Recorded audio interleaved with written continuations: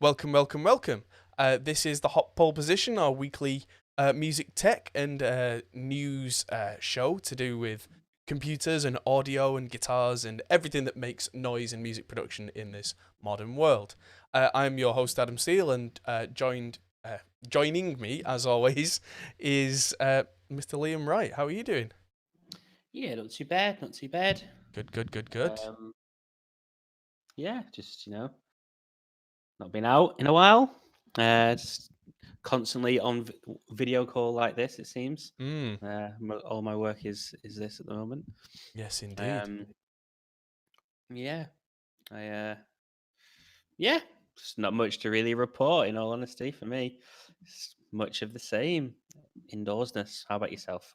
Well, there's been a lot of indoorsness for me. Of course, I've been looking after my lovely young mud-slinging daughter. But I made my one trip of this quarantine yesterday to basically take half of the studio home with me so that I can work from home and not have to make any trips. And so I have the most ridiculous studio setup in about 1 meter cubed. Uh, yeah, I feel a bit like a cross between Daft Punk and David Blaine right now. But it's time to open a brewski and roll the intro.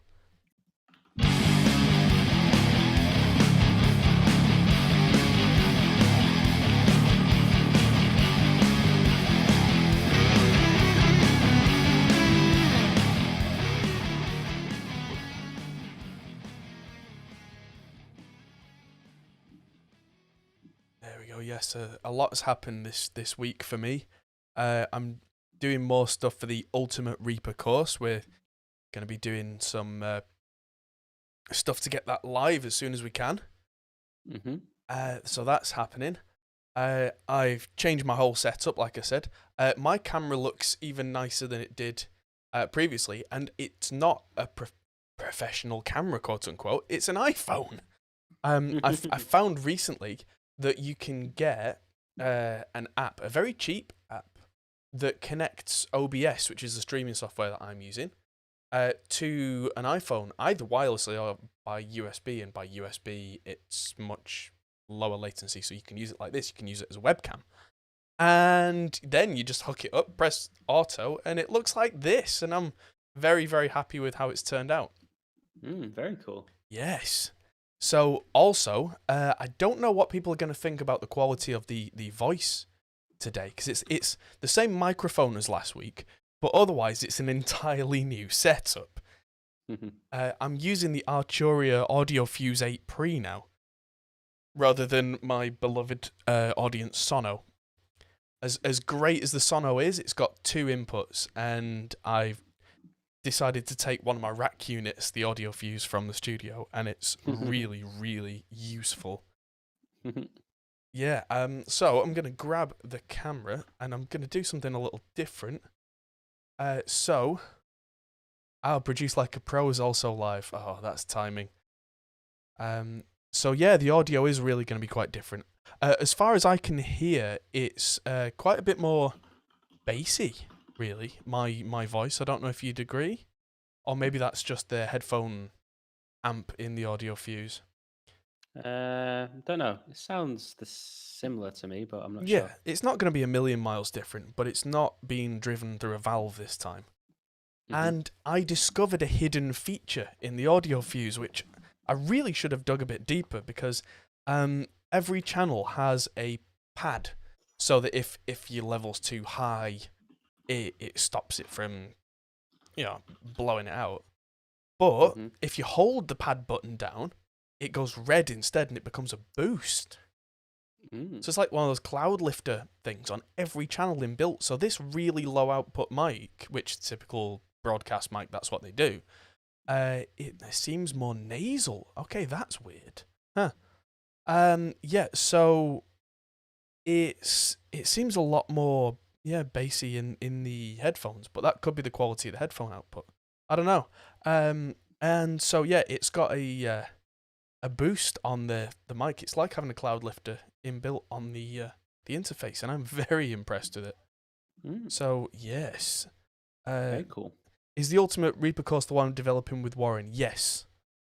Is it going to be for the Academy or free? Neither of those.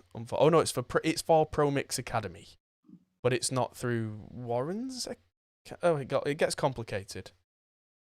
But it's not through ProMix. It's not like produced like a Pro. It's on the ProMix Academy. Yes, website. It is ProMix Academy, and it's not going to be a free series, but it is going to be so ridiculously in depth and in detail, even compared to what's already out there from me, that it's one of those where if you really want to dive into Reaper, it's going to be the thing.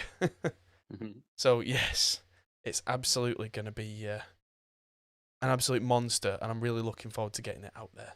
So, like I was saying, for today's thing that's a little different, I'm going to switch to this view, because this view, if I grab the camera, which is clipped, let's just see if it auto flips. Yes, it does. There we go. So you can actually see my setup. So you can see I've got two lights above me, but this, I'll just pull it back a little. This is my desk. I've just opened myself that Birdweiser. Now it's a little dark. I'll see if I can there we go. Get it to change brightness. And so this is where it gets clever. I've got the Audio Fuse 8 Pre here underneath the desk. It's one of those IKEA desks with a little kind of thing underneath. And I've used it like a 2U rack. So I've got my Motu MIDI device here, which is on my left, looking after this Studio Logic keyboard, which only just fits. And then I've got my Arturia Beat Step, so I can do drum patterns, proper drum pads. Very nice indeed. And then below the Audio Fuse, this is where it gets really clever. So I've got, and the way I've done this, I've got a Marshall JCM 800 Studio series, and below that, see if I can make it full auto. Below that, I've got a PV50-150, the real deal, ladies and gentlemen, a Mark 150 I am so happy with that thing. And a 2 notes torpedo captor there, making the magic happen. I've got a 2 notes La bass for when I want to track bass, and I've got a load of pedals here as well. So I'm doing this in a little bit of an insane setup, and the reason that I needed the Audio Fuse 8 Pre is that my guitar, by default, goes into one of these Orchid Electronics DI boxes into channel 3. So then I get to record a DI signal into Reaper. I also then have channel 3 on the Audio Fuse going out to a reamp box, which can either go to a Tube Screamer that I've got there, which is a Tube Screamer clone, or a DS1 or another pedal.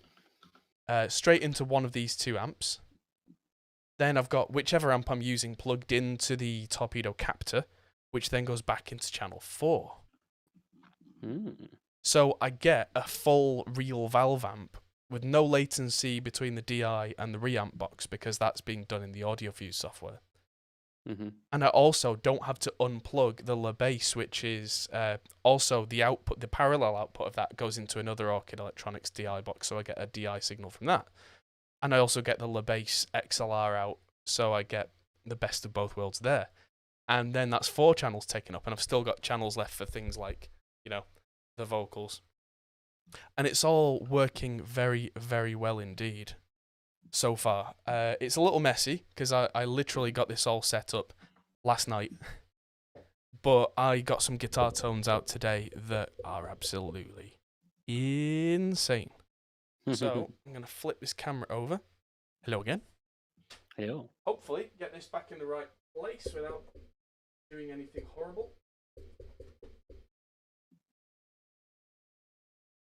That's about right. There we go. And then live, ladies and gentlemen, this is live. There we go. That's about right. That looks pretty cool, dude. Yeah. So, I mean, it looks like loads of stuff, and it is technically loads of stuff. There's a lot of cables, but that all fits because the wide-angle lens. It's hard to tell, but that genuinely fits I'm touching the curtains on this side without extending my arm. I'm touching Mickey's chair on the right hand side without extending my arm. My arms are like, my shoulders are bunched up. Behind me is a whole rack of guitars and basses. Now I've got 2 basses there, an acoustic and 3 electrics. 1 electric of which is down tuned to B for the metal, and one of the basses has a low B string on it. I'm literally ready for anything apart from actual real drums. And yeah, I'm in a space that's 1 meter by 1 meter and sat down pretty much by 1 meter as well. So it's kind of the cube of rock. Cube of rock, I like it. A question from the chat. What's my link iPhone to OBS? It is literally a USB cable from the iPhone into the laptop, and then there is an app you get from the App Store, and you get an OBS plugin that connects to it. And that's it. You go. Nice and simple. Yeah. Surprisingly simple, usually. Yeah. And no legroom left. Well, not really, no. Yeah, but no. But no, the way that I tend to sit, I've made sure I've got a chair that's got no arms on it, so I've actually got quite a bit of kind of freedom this way underneath. I usually have this mic swung out as well. It's only in when I need it for the podcast. I can swing the mic on this spring arm completely out of the space. And yeah, as far as quarantines go, you know, I've made myself cozy in what little space I have. Yeah. And some of the guitar tones I'm getting, considering the space I have, are absolutely great.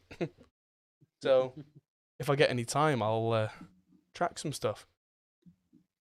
Very cool. Yes, indeed. In fact, So you go on. I say, so you're going to be good there now then?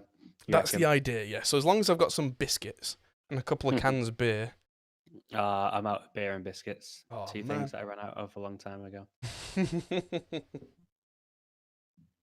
So, yes, everything is go. Shall we talk about the news? Yes, this is what people are here for. Let us do it. The news! So, our headline, we are talking about the lunar landing, which is a terrible pun. Hey. So, we've been talking for weeks on and off about Universal Audio's Lunar DAW, and it's now out. And it's not what some people thought it was, which is interesting. I mean, some of this is even surprising to me. So, Luna is free, but it only works on macOS right now, and it only works on Thunderbolt-equipped UA interfaces. If you've got a USB or a FireWire interface from Universal Audio, then it won't work for you. Right. Which makes it a very limited user base, which is interesting. I've seen reports of people saying that the Luna's inbuilt stuff that you can use the zero latency recording input stuff is great, but if you want to use anything like a VST or audio units or anything like that, if you add them in, it will not work in real time. It won't do it. Oh, wow. Yeah, it'll apparently you can use them to mix, but you cannot put them on for real time recording. It just won't do it. Oh, wow. Yep. So there's that. And you remember us saying that there was like Neve summing in Luna? Yeah, if you want that, the Neve summing extension you have to buy separately, £229. Oh. Yes. And the Studer analog tape is an extension which costs you £260. Although apparently it's available for half price at the moment, which is still £130. Oh. Yes. If you want the really nice Steinway grand piano, that's £229. Oh. Yes. And the official Mini Moog synth, which they were advertising, comes in at £229 for that. So, yeah, free DAW. Free. Free. Now with instant DLC. Yes, it's a freemium DAW. It is. That's amazing. I mean, it's probably not the first freemium audio workstation, but it's actually no, it's not the first freemium one. That was Pro Tools first. Pro Tools first, you could record 4 tracks in, and you didn't get any plugins, but you could buy their plugins, and you could actually buy an expansion that let you record more tracks. But it was free. Free? Yeah. So Not free. yeah, not free. Very much pay to win. Indeed. Yes. Talking of pay to win, I've been playing a couple of games on my phone this week that have kept me out of trouble in my spare seconds. I've been playing Star Trek Fleet Command. All right, yeah. Which has actually been kind of fun, but I'm getting a little bit bored of it now a week in, because it wants you to either go really, really slowly or buy stuff, which of course is the market model. Yep. And I've been playing Maple Story, of all things. You were playing that last week. Oh, I must have just started it last week. So, yeah, I'm now level 116. Oh, dear. I've not paid any money in there, though. So, it's been taking up those little bits of time in between things, which is something that I actually kind of like. I kind of need that. On that, have you, because I missed this completely, as I think most people did with the launch of Disney Plus, but when Disney Plus launched, so did a little app called Quibi. Quibi? Have you heard of Quibi? I have not heard of Quibi. So Quibi it's a monthly subscription thing, and it's a bit of a rip-off really at the moment because there's not much on it because it's all bespoke content. But it's an app with, where's my thing? Does it quib? That way. Oh, that way. There you go. And you can swipe up and down to the different programs. But the really cool thing about it is all the shows on it are no longer than 10 minutes per episode. It's geared towards exactly that. They've actually created content. And the crazy thing is they've obviously shot it in 4K because when you watch it vertically, it fits the screen perfectly. So they've done an edit of it for vertical and an edit of it for horizontal, which it switches to in real time as you turn your phone. Right. So if the idea is you sat in the back of a taxi, you've got 10 minutes, you can watch a 10 minutes episode of like a full-on like action TV show or something, and they've broken up in 10-minute segments. I thought it was a really interesting idea, and the tech on it was really cool because they full-on have changed the edit based on the aspect ratio. And I was about to say hang on, because like YouTube, who kind of know what they're talking about, are going the other way and doing longer and longer format stuff. But if they're doing, like, say, a longer form piece that's edited into 10-minute segments, that makes sense. Yeah, well, it's about the idea, like you're saying, people have got 5-10 minutes to spare. So they've decided, okay, well, let's create a streaming platform that's all around people being able to just watch something that's in little chunks. And also that you can watch it vertically. And it's like really well done, the vertical view on it. It's like, holy crap, this is nice. Like, because I was obviously me, I was switching between horizontal and vertical instantly, like for the whole episode to see what they've done. And they've literally, it's the point of like reframe. They have done a proper full on vertical edit of it by reframing everything, changing all the graphics and stuff. Because we did watch like a talk show thing on it, and the graphics were literally like full width or in and then zoomed in a bit. And yeah, really impressive. Similar to what I've just done on a client shoot that I've just done, where I've done an Instagram edit and a wide edit, and we shot, and you're on the shoot with me at 4K. Shooting 4K saved my bacon with that because we have had to edit out any scenes that have the grandchildren with the grandparents because they don't feel that is on brand right now because obviously kids and grandparents aren't meant to be fraternizing. Interesting. So I've had to edit the grandparent out of any shot with the kids in, and because it was 4K, I've been able to do that. Yeah, it's kind of interesting. Yeah, kind of unique. Just anyway, off topic for a second. Hello to the Council of Davids in chat. Hello, David. There's a new Red Dwarf special that's going to be out apparently tonight, which is typical timing. I will definitely be watching that after this stream, because I'm a massive Red Dwarf fan. Yes, indeed. So, yes. How's David's guitar going? If he's interested, wants to say something in chat. Apparently, he's had a lot of tequila. But David Imrie, just give him a quick shout out. One of our regular viewers is making a YouTube series on making an entire guitar from scratch, step by step, and I'm finding it absolutely fascinating.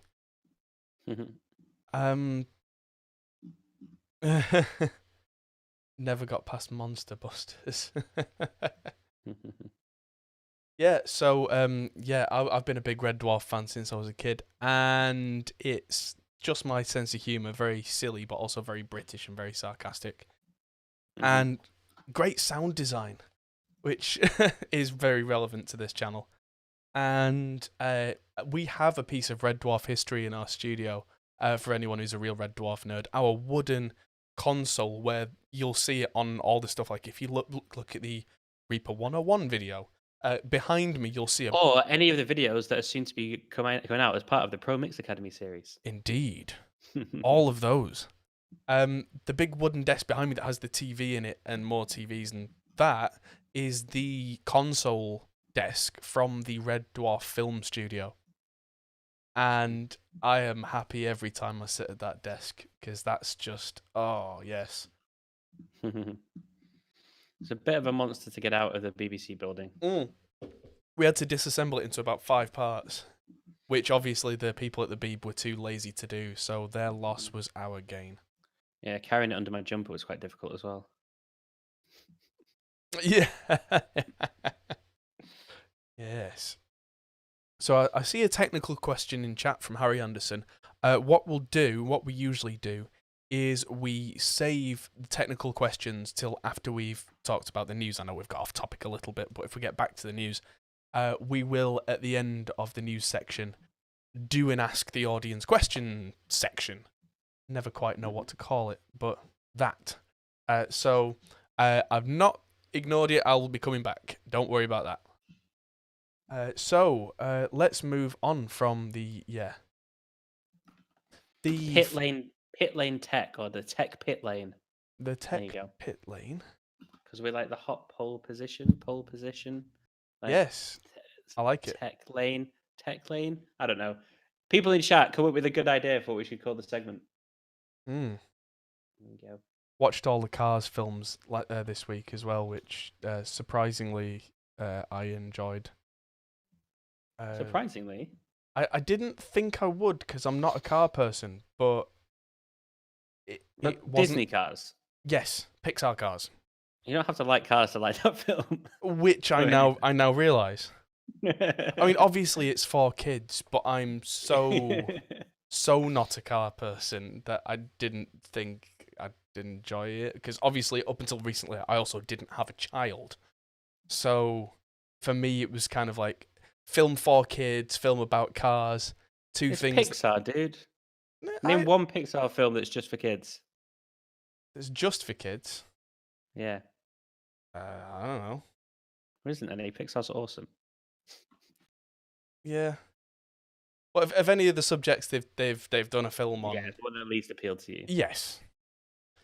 So I had no particular reason to go out and watch it, and now I'm like, yeah, these are great, because I watched 1, 2, and 3 in a 2-day period, whilst Ivy was sometimes really mesmerised and sometimes not bothered. But I was hooked. It was great. It's another one of those films where the voiceover was all just great. Yeah. Anyway, Music Tech have done an article where they've made a 30-day production challenge. So if you're a music producer and you're at home and you're kind of stuck for an idea and stuck for things to do, then they've done a 30-day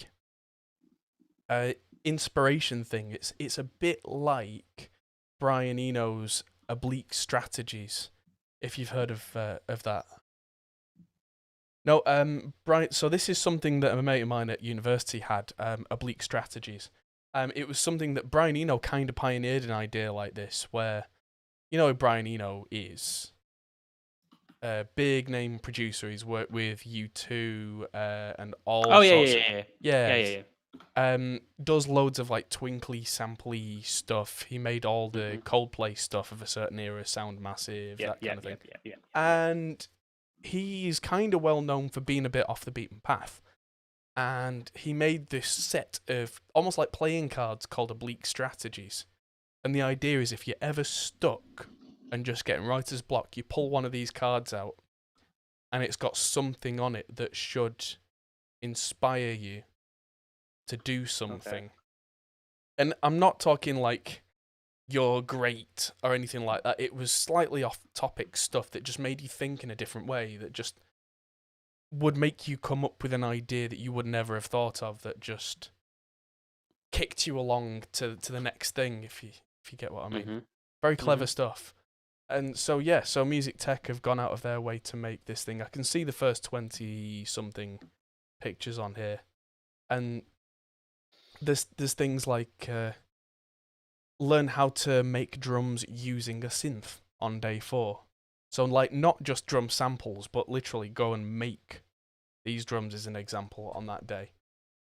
Or make day 11, make a track with no undo. Day 19, make a starter track at 180 BPM. Oh, you accidentally sneeze whilst you're doing an edit, and that's it. The whole chorus is gone. Yeah, but that could be the inspiration. What about having a song with no chorus? I don't know. I mean, that could be. Any of these could lead to something. Isn't that just prog? Well, yeah.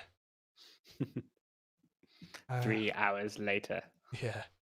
Make a track in a genre you hate is day 18. That's a good one. Yeah, I could do a mumble rap song. Gucci.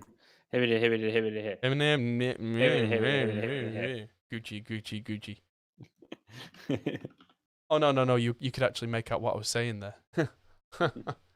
Moving on. Sample Science company making a free piano plugin called Resonance. On that, just while it's in my brain, you remember Gabe? He used to come into the studio. Yes. He's like a pretty big like DJ now. Oh, okay. Yeah, look him up on Instagram later. I found it might be worth getting him on the show. So he's a guy that was in quite a few of our Battle of the Bands. He's been a client in the studio several times. Really talented guy. Was in a lot of kind of like post-hardcore sort of bands when he was younger, which is why it's interesting that he's now gone into this sort of DJ angle. But he's doing a lot of FaceTime podcasts on Instagram. So he's interviewing people. So it might be cool to get him on the podcast, and then maybe you go on his show. So I thought I saw him today. Saw the thing on Instagram today. So I thought I'd just while it was on my mind, maybe see if you can get a bit of a collab going, because he's a cool guy. Does he have a DJ name, or is it just his given name? Nate Nash something. Nash Green Rooms or something it was called. Right, okay. I've just always known him as Gabriel, which doesn't really help. Yeah, because he's up to like 12,500 followers on Instagram now, so he's on his way. Yeah. Gabriel Wenner, that was him, wasn't it? That was him. Yeah, Nash Makes Music. He's verified as well, so he's obviously a bit of a big deal. Yeah. Creator of the Green Room. Nash Green Room. Would be nice to get. That's 21 followers, so I don't really know. But anyway, I watched some of his stuff, and it seems like quite a cool little podcasty thing. So nice, a bit of collab there. Yeah. And interesting to talk to someone about the transition from like post-hardcore to like dance beats. Yeah. Could lead to an interview with John Frusciante, who left the Chili Peppers to make techno for a decade. Or the Head Automatica people. What's he called? But yeah, there's quite a few examples of people doing it. The guy that left, but they're not John Frusciante. I just want any excuse to interview. Anyway, to Sample Science's Resonance of a free piano. Yes, so it is a free piano plugin, but it's a really nice sounding. It's kind of real, but kind of synthetic, and it sounds like. How do I explain this? It sounds like the piano from a John Lewis ad, but I just really like it. There is a demo which I'll play a bit of it. I don't know if you can hear that. I can't stream that bit.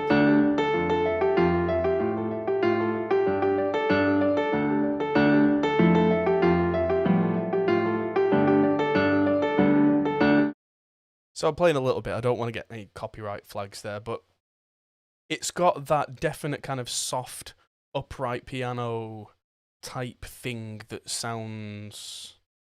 It sounds like a TV ad, and I kind of like it. And so from the Sample Science website, you can get that for PC and Mac right now as a VST or Logic AU. Cool. Yeah. Here's one that really interested me. It's something this this week that's potentially useful for a lot of creatives who make and release music. An app called SongStats, which, Okay. yeah, you kind of sign into all your stuff from Spotify and Apple Music and Shazam and so on and so on and so on. And it keeps track of everything for you. And if you get added to a new playlist or anything, it lets you know in real time if there's any milestones that you hit. It can let you know. You can keep track of how well you're doing, basically. And it keeps it all in one place. It keeps it all together, which I thought was really rather nice. That it could, if you're a songwriter or in a band or a solo artist whose goal is success in terms of numbers, I mean, not that your quote unquote success should be measured in numbers or anything, but if it's something that's important to you at a given time, then I think this would be a really nice way of not spending hours and hours trying to dig into how you're doing on this platform, that platform. If it can all be brought to you in one way, I thought that was kind of nice. Yeah, it can provide updates on an artist or a label's entire catalogue. So this might be useful if you've got a small label. Yeah. Definitely if you've got a label, yeah. Yeah, because it can tell you if you've charted in particular countries through Shazam. It can tell you all sorts of clever stuff, like how many sales you've made, that kind of stuff. So, yeah, I thought it was really interesting. So the artist one is €10 a month. The label one's €15 a month. And then there's a professional version, which is geared towards A&R and management, which gives you like comprehensive track analytics and stuff. So, I mean, you could run a label partly using an aggregator like this. It's a very clever tool. Exportable PDF reports, which means that you could then, if you run a business that's based in this could save you days of work. And you'd be able to give, like, here's a file of how well this band has done. Imagine if you're working at a record label and your job is compiling all the stats. Now you can just pay €75 a month for this and just go, boop. Yeah, or PR agencies as well. Yeah, absolutely.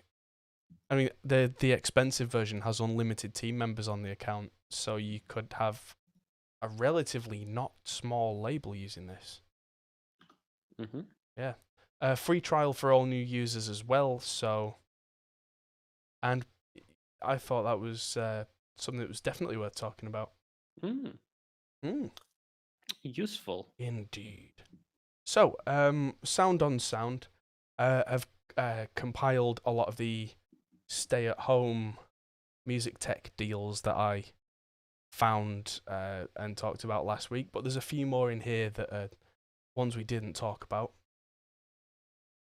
which some of them are quite interesting. Alan Parsons' Art and Science of Sound Recording is something that I wanted to get when I was younger and unfortunately didn't, but that's now half price, or I think it's even less. It's $49 for an unlimited number of streams of that. Alan Parsons, if you didn't know, was the engineer behind a lot of Abbey Road sessions and Pink Floyd's Dark Side of the Moon and some seriously millions upon millions selling stuff. And he's not the kind of engineer to be quite a maverick or anything like that. He is the guy that he can tell you all the rules through all the studios that he's been in, stuff like, how Abbey Road would do a specific thing, which can be really quite enlightening. If you want to learn how to play by the rules, to break the rules, or anything like that, he's the guy to go to. Yeah. One that struck me as interesting. The camera's about to fall over. Hey. That'll do. Kali Audio, who make some very nice, reasonably priced studio monitors, are now selling their LP8s, which are the big 8-inch monitors, for $199 per speaker. I mean, the ones that I'm using, the Adam A7Xs, I think are a cut above the Kali Audios, but they should be for the price difference. I think you're looking at around 1,000 for the ones that I'm using, whereas 400 for a pair of these, they are better than their price point suggests. I just get one. Yeah, just get one. Just mix on the left here. Yeah, mix on the left, and then once you've done the left, mix on the right, and then remember what the left sounds like. Yeah. Yeah. Duh. Just Do get, do just do do do get do good. do do. You know? I bet that's how Billie Eilish mixed all of her last album. Ooh. Burn. It sounds really good. I mean, I'm being silly. I really, really, really like the way that album sounds. I mean, Yeah, nice comeback. I'm a typical kind of rock and metal guy, but that album is really well produced. Whenever I do live sound and they play a lot of rock stuff, and then they play something like "Bad Guy" by Billie Eilish, it works on a rock system, and then suddenly the second half of the song comes in with this ridiculous sub that just makes everybody's eyes rattle. And you're just like, how have you done this in the same volume that a metal track was? It's very clever indeed. So the last thing that I noticed, which was on this page, was a company called Sonable have made a plugin called Balancer, which they're giving away, which apparently balances the sound of your audio tracks. I'm not entirely sure how that works, but it could be worth checking out. But the thing that I thought was really interesting was they have an online arcade game that they made that's on their website. And if you get the high score, then they'll give you one of their premium plugins. So yeah, if ever you've needed an excuse to play games as a music producer, try and get the high score on their arcade game. That's at sonable.com, and then just find the arcade game which is on there. So yeah, I thought that was kind of funny. The arcade game's only available for the next 4 days, so yeah, they're changing which plugin you can win each day. Excuse my pronunciation. And it's sonable.com/blog/arcade game. Okay. So yeah, check that out. They do want your details, but you know, nothing's free. There is a button at the bottom that says I'm not interested in winning and just want to play. Wow, somebody's absolutely nailed the game. So yeah, I don't know if that's real or what, but yes, it's a game. Oh, fail. Fail. Oh, it's Flappy Bird. Flappy Bird. And it's making horrible dinging noises in my ears. I'm gonna stop. Fail. 60. Yeah, so somebody apparently has got 52,000 points on that. So either someone's absolutely insane, or really, really, really good at Flappy Bird, or they've written some sort of script to play it for them, because that's a lot of points. That's Yeah. a hell of a lot of points. Yeah. Considering I got 60 points from doing that, that's too many points. But yeah, Sonable arcade game. Play it and see if you can win. And that's the end of the news. I've got a piece of non-music related news, but interesting tech news. Google Stadia is free for the next 2 months. Oh. To help people cope with the indoors / please use our product. I tried it, and I mean, I've got a killer Wi-Fi card that handles like playing CS:GO with no lag. But apparently, trying Stadia on my computer before. I mean, I am using the new Internet Explorer, which is based on Chrome. It's not Chrome, so I'm going to try it on a proper clean Chrome browser. But it was garbage. The input lag and lag was just horrendous, like way worse than Shadow PC. I've heard that from a few people that it's not amazing. Well, what I've heard is it's great on Chromecast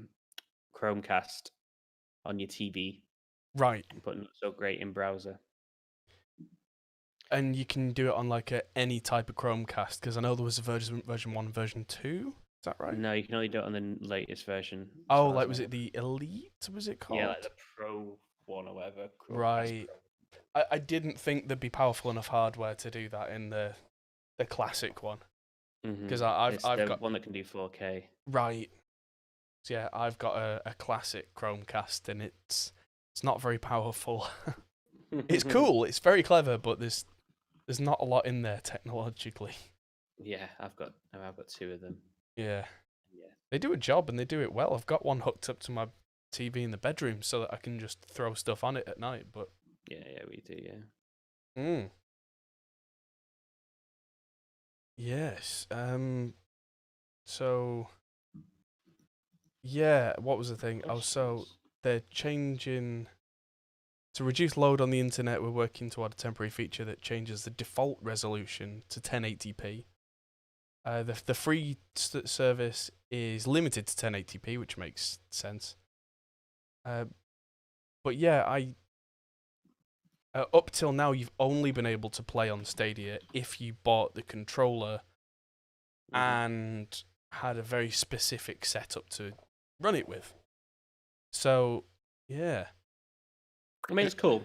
Yeah. It'll work for some people. I don't know whether it's my router or something. I'm sure there'll be an issue somewhere. But it's worth giving it a go. It's free, but bear in mind they're not. It is charging you $8.99 a month afterwards.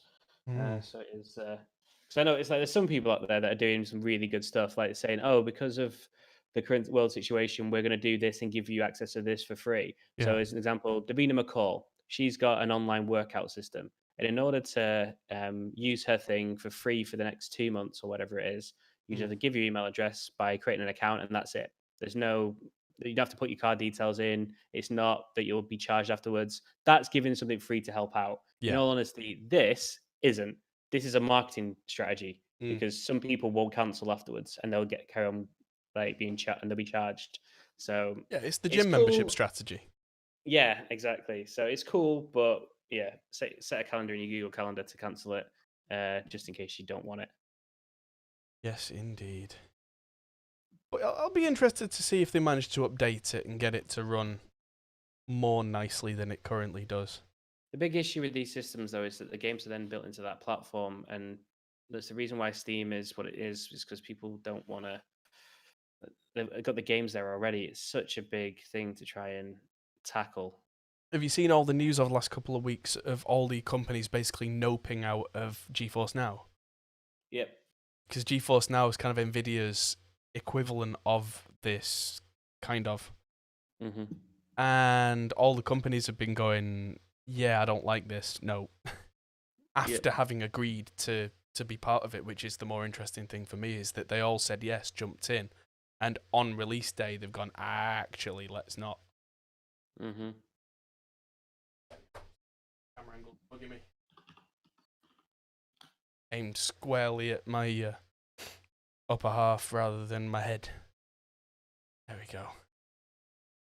It's going to really annoy me now. I've just noticed there's a load of stickers on the back of the phone from where it got sent. Because the funny story for the viewers, the camera that I'm using is an iPhone 7, which I used as my daily driver faithfully for about 2.5 years.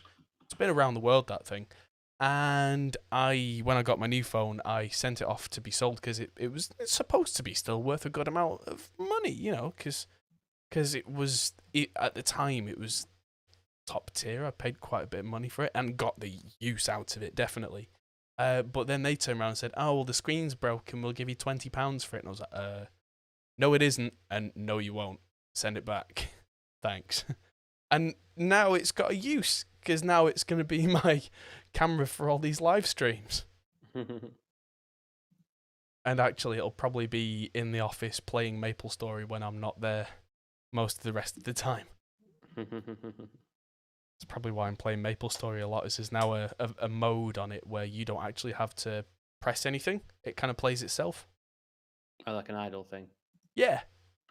Yeah, it's not nearly as good as actually doing it yourself. But yeah, when I used to play MapleStory back 15 years ago, which, yes, hands up, shame, yes, that was me. no shame. Then, yeah, there was none of that. But then the game did run in 1024 by 768 at the time. And I think it required a Pentium 3 in Windows 98. I was running a far more powerful machine than that at the time. But yeah, I learned quite a lot of albums note for note by playing MapleStory and just having the album on loop in the background. So it did actually do me some service, because it's the kind of thing where you're genuinely not thinking about the active thing. It's like a lot of people learn stuff. You know, there are different elements to learning. This is an interesting conversation. That have you ever seen people like guitarists will sit in front of the TV with some crap on TV, but they'll be doing exercises like while they're watching TV? It's kind of like idle practice, like muscle memory stuff. I think there's a lot of merit to that as long as it's combined with some active practice and making sure that what you're doing is right and musical, and muscle memory is very important for musicians. I think ear training is quite important as well.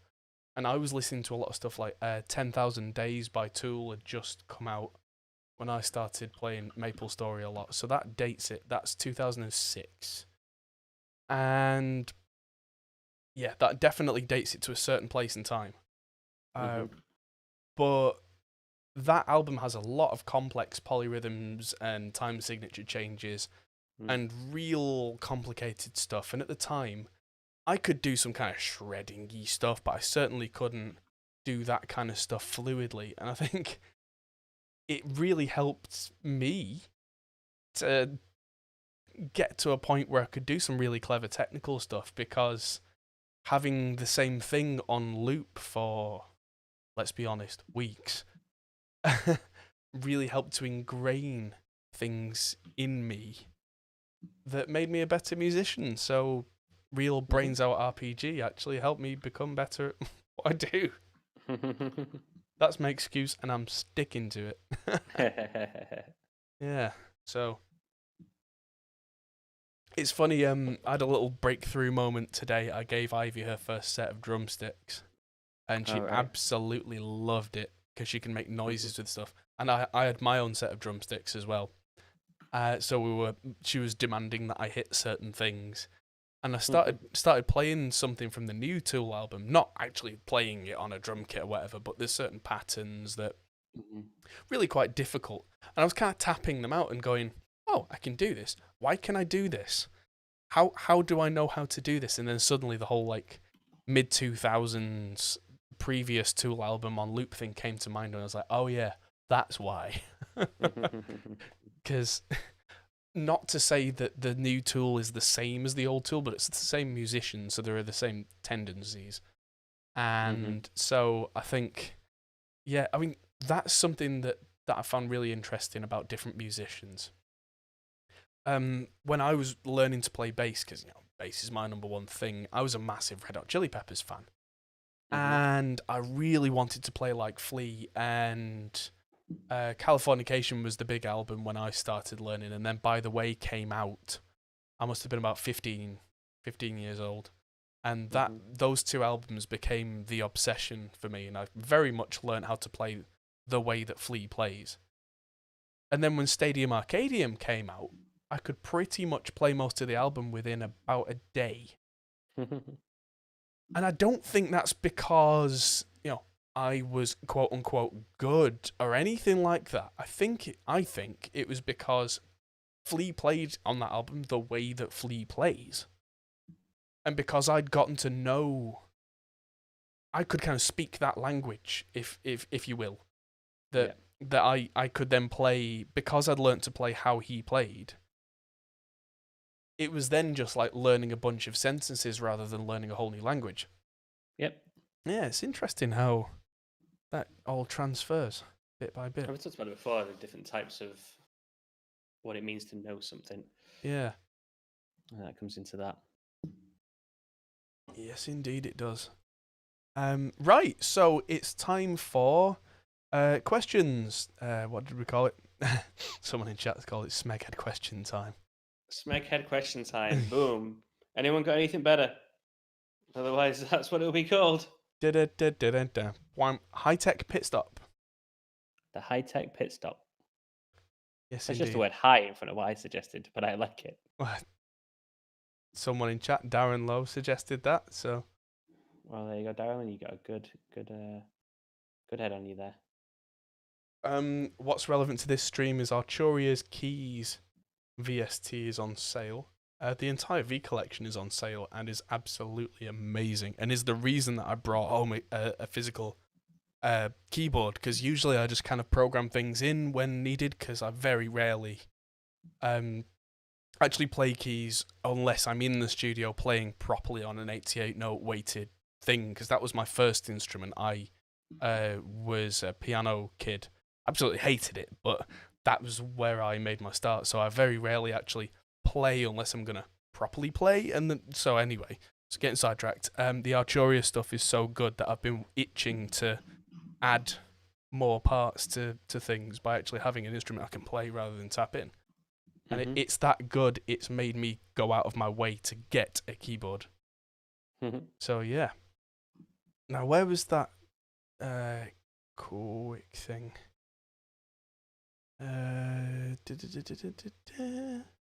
By the way, while I'm looking for this question that I saw earlier, if everybody would be so kind as to hit the like button, that really helps us out in terms of growing this channel and growing the podcast and growing the stream. We are getting more and more viewers every week, which I am very grateful for, but hitting the like button really helps spread the word and get things bigger and bigger and bigger. So let's have a look. Where was this question? Yes, so from Harry Anderson. He took our advice and got an audience sono, which is one of these right here. Mine is currently not plugged in because I've got the Arturia audio fuse running the show right now, because I needed more inputs and an extra output. But the sono will probably be back in service as soon as the studio's back and up and running after everything goes back to normal, so the sono will take its rightful place in charge of the stream. So, yes, the question was, is there still any benefit of using a DI box? Well, with the sono particularly, it's a very different design from most interfaces. It has what you might call a DI input on channel 1, but that goes straight to the valve section, which has like a valve drive and an EQ and everything that's audience own valve preamp.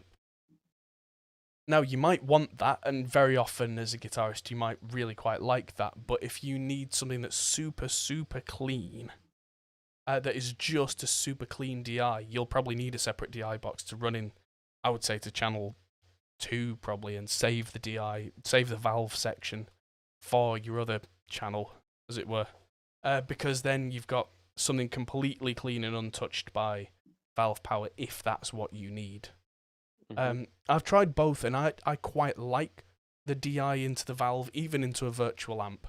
It gives me a certain richness and a certain fatness that's quite hard to come across. But the actually using a DI box gives me something much more clinical and clean and separate, which, depending on genre, might be much more appropriate. And also, if you use a nice DI box into the other channel, you will get a lower noise floor than running through the valve, because running a bit of drive on the valve, even any drive, is going to add a little bit of a noise floor, because that's how valves work. If ever you've had a high gain amp, you'll know about noise floors and gates. It's inherent. It's part of the course. So yeah, if you need absolute silence, yeah, you might have to just do it the DI box way. Cool. Marty V asks, does Reaper have musical notation yet, like Muse Score? I'm pretty sure it does, actually. I'm just gonna Google that, because I'm pretty sure. Because I don't want to open Reaper right now on this machine, just in case it turns all my audio settings upside down and causes me absolute hell. But I'm pretty sure yes, you can create sheet music in Reaper now. Yeah, I thought you could. Yeah, you literally go into the MIDI editor and go file a notation. You can choose the MIDI to show as musical notation. I saw that come in a feature update halfway through Reaper 5. I was sure it was there, but I just hadn't had need to use it myself.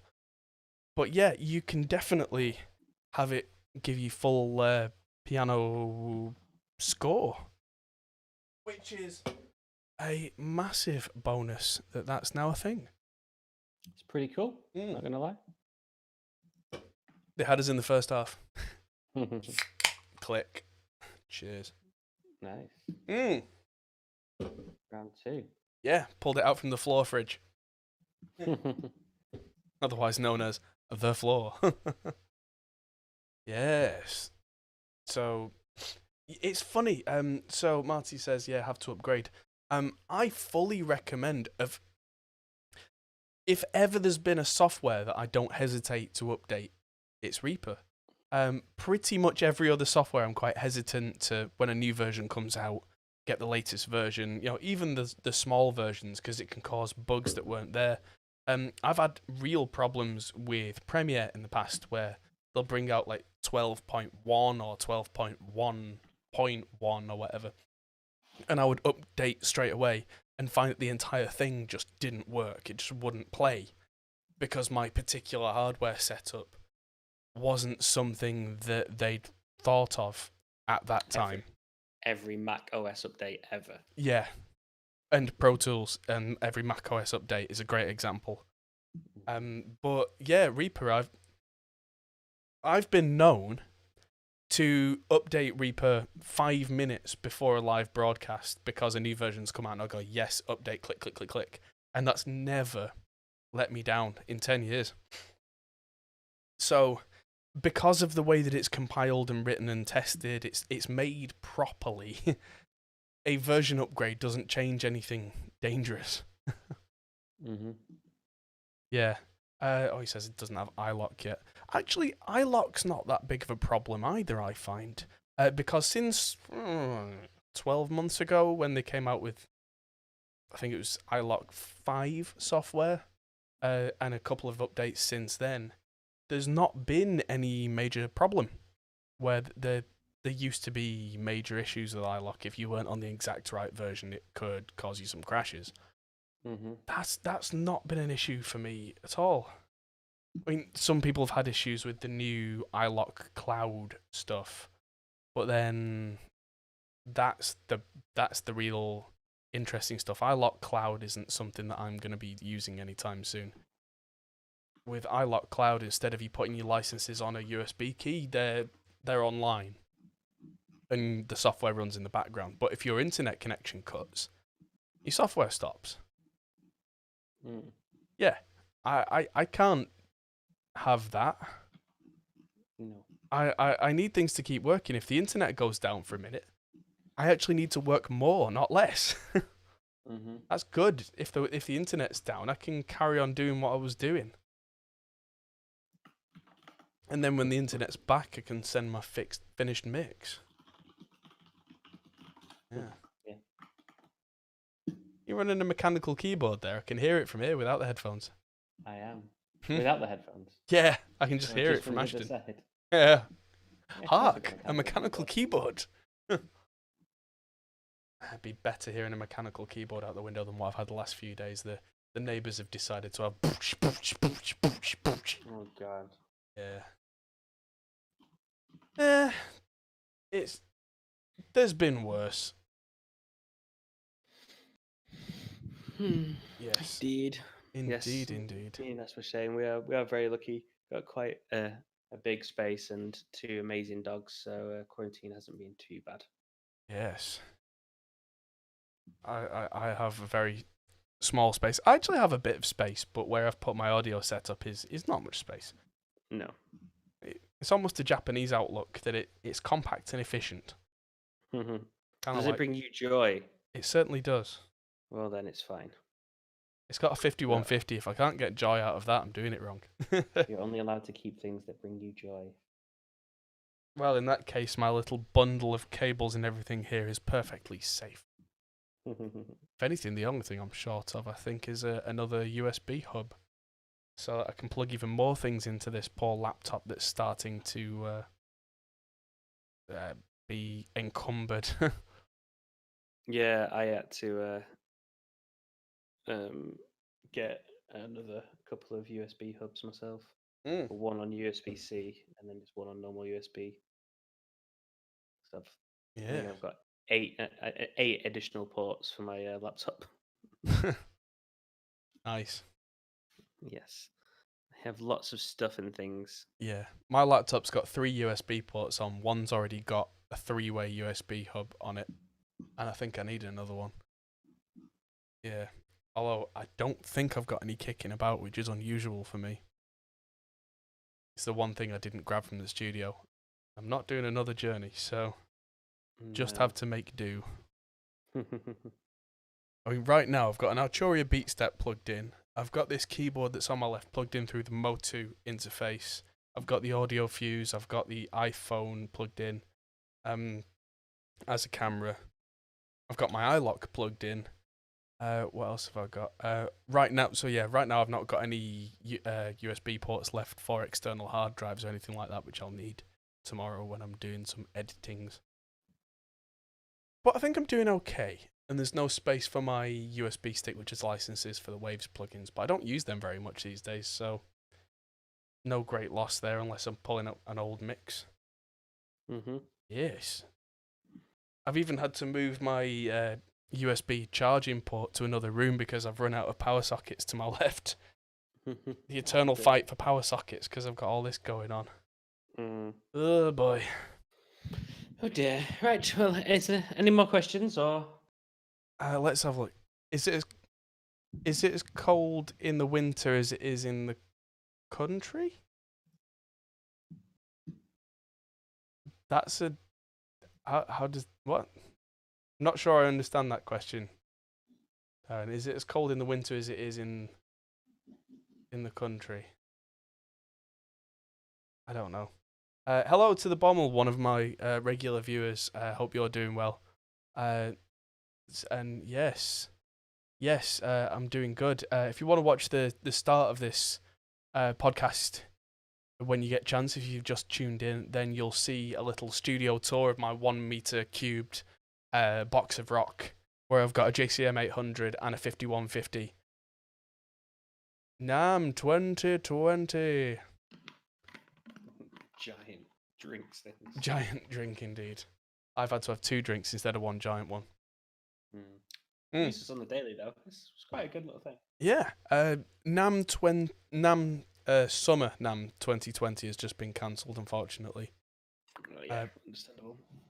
But it's almost time for us to start looking at getting to NAMM 2021. Yeah. Apparently, most companies start looking at it from about June, which, considering we didn't even think about it until November this year, well, no. Bleh. So yeah, we could do. We're trying to plan that out, but just don't know what the world's going to be like, though, do we? No. Even then. Well, by January, I would hope we'll be back to some form of normality. I mean, if ever there was a good call for like shaking hands by touching elbows, NAMM's the perfect model. So yeah. Yeah. Maybe it'll just be like, you see those cool kids doing that thing with their elbows? Yeah, do that. From a meter away. Just wave elbows at each other. I know there's people talking, like you can get into the whole thing of this making us reevaluate lots of things in life, and shaking hands is definitely one of them. Oh, yeah. Stupid tradition, when you think about it. Yes. Like, it's so unhygienic. So yeah, I think I'm thinking of starting a revolution that it moves towards making it socially acceptable after this whole thing to do some form of elbow bump type thing, but I haven't quite decided what it is yet. I'm trying to come up with a cool way to say hello without shaking hands with someone. The Is it each of just them. holding up your hand like this? Yes. The Just Vulcans air got fiving people. there first, ladies and gentlemen. You go to shake a Vulcan's hand and they're like, no, primitive. Oh, Bommel's experimenting on binaural and stereo IRs. Yeah, that'd be a lot of fun trying that out, because I'm using 2Note's Wall of Sound right now for all my cab stuff, but that'd be cool, trying binaural cab impulses. Why not? But yes, to answer Darren's question, I am using an old iPhone as a live webcam. There is an OBS plugin and there is an OBS app that go with it. As far as using an Android device, I don't know. But I would imagine there is an option, because why would there not be? And yeah, I absolutely can't see any reason for there not to be a way to do that. But what that is, I don't know. But because Android's a lot more open in terms of its ways that it works than iOS, I would imagine there's a simple way to do that that just isn't possible on iOS, hence the need for the app. But yeah, I mean, that makes sense. I mean, I've also found out this week that there's an app for iPhone or iPad to share the screen over USB as well. Lonely Screen. I think that's the one, yeah. I think that it might have been a different one, but that's the most well-known one. Yeah, I use that for work. I'm currently doing some app development, so I'm using that to show, when we're looking at competitor apps and stuff on meetings, because obviously all of it now is online. Kind of going through and showing different UIs with people. It's pretty cool. It's dead easy. Good stuff. And there's a nice little record button on it as well, so you can just record your screen. Right. Does it do sound as well? Yes, it does. Latency okay? 0 latency in terms of what I experienced. Wow. Right. I was using it as a demonstration tool. So right. So low enough that it didn't jar. didn't jump out to me. Right. But in terms of the audio sync with it, it was sounds coming out of an app. It was like a TikTok video. We were looking at TikTok as an example of something. So I was just trying to shut the sound off as opposed to listen to whether it was in sync. Makes sense. Yes. Question from Marty. Did I try the acoustic guitar IRs that he sent? Yes, I did. The 3 Sigma acoustic IRs, I went and bought them afterwards because I was very impressed. If I can get a chance to make a video on that this week, I probably will. Because I did a live stream last week where I played acoustic guitar and sang for a charity stream to support the NHS. And I only had my Sono with me, which had 1 input for the microphone and 1 input for the DI from the guitar. I hate the sound of acoustic guitar DIs. I think they sound terrible. But they are what they are because they connect to the bridge pickup piezo thing. And the 3 Sigma impulse response made it sound like a mic'd up Gibson Birdland, I think it was. It was very, very nice. So yeah, no, just to solve a bit of confusion there, Marty V didn't make those. 3 Sigma made those, but Marty recommended it to me. And yeah, I was very, very impressed. I have no idea how it works in terms of making one of those, but 3 Sigma have managed it, and it sounds really quite impressive. Brilliant. Yes. Indeed. And yeah, they're $10 each, and you get a set of impulse responses for like acoustic and electric guitar. The electric I tried with these impulse responses didn't sound nearly as convincing, but you wouldn't expect it to. But the acoustic one, you get a choice between if you've got a magnetic pickup in your acoustic or a piezo or whatever. But there are also like Kemper profiles that come with it. So if you've got a Kemper and you want to make your acoustic sound realistic for a song in the set or whatever, yeah, works really well. I tried it out live a month or 2 back as well, and I was very impressed. I loaded one of the IRs up onto my 2Notes Cab M in the IR loader section, and did that, and suddenly this thing that's supposed to emulate guitar cabinets was actually making the acoustic guitar sound like a real acoustic guitar without a microphone. Very impressive. Pretty cool. Yes. I like it. So yeah, check out 3 Sigma, and they had things like they had ones for cello and double bass and stuff like that as well. So yeah, if you've got a pizzo pickup that sounds horrible and you want it to sound real, yeah, I tried it, I bought it. So yeah, cheers to 3 Sigma for doing stuff I don't quite get. Dog. Dog. Dog. Sleeping dog. Just lazing dog. Ah, yes. She wants to go out. Mm. Cool. Anything else? I think that covers just about everything's. Oh, Bommel has a tutorial online of how to do it himself, which suddenly interests me. Good stuff. Have I ever considered making an instructional video to help blending guitar and bass tones? I consider a lot of things, and that's a good idea that I might do over the next few weeks because it's the kind of thing I can do from this space. I mean, it would be very genre dependent, but generally, just to give the game away, give the ending away, the general thing is give the bass more mids than you thought and take a lot more low end out of the guitars than you thought. Hey, done! It's not that simple, but that's kind of the punchline of the joke. So yes, I think that's probably a good place to end it. Is yes, I will be making a lot more videos over the next couple of weeks. Tomorrow night, I will be mixing another heavy metal song from our co-host and friend, Mr. Christian Taylor. But the challenge this time is that I have not heard the song. I've not even opened the project. So that's what we're doing on stream is we're going to go through what happens when you get sent something that isn't set up the way that you work. And how to kind of decode somebody else's project, make it work for you.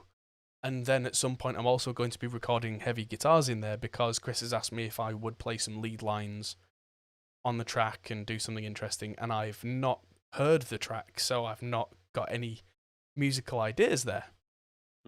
Which is great for me because that's how I often work best as a musician is like, here's a song, give me some metal, go. And I'll be like, okay. So yeah, that's going to be a lot of fun. So that's going to be 8 p.m. tomorrow. I'm going to put that up as soon as possible as a kind of a bookmark thing so that people can tune in tomorrow. But yeah, thank you everybody for tuning in, and it's been a lot of fun. See you next week. Bye-bye. 8:05 next Thursday. Say bye. Say bye. Say bye. Go on, Rogue. Say bye. Bye. Bye. No, she's asleep. Thank you for See you later. See you later.